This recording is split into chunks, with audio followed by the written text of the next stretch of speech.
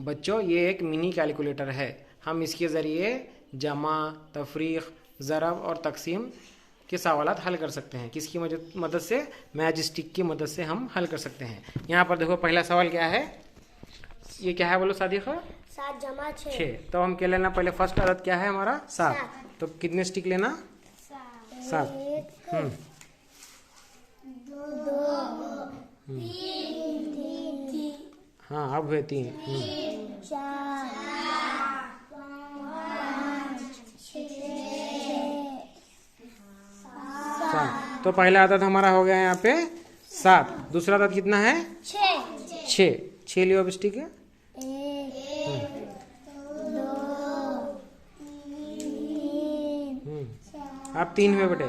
3 4 5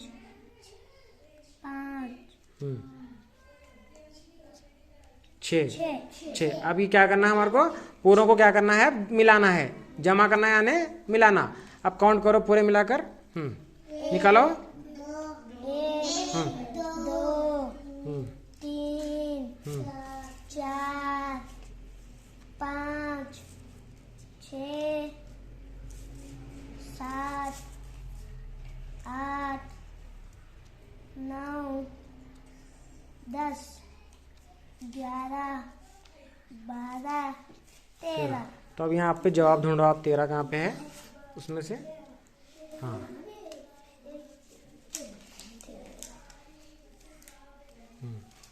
very good. ये कितना आया जवाब?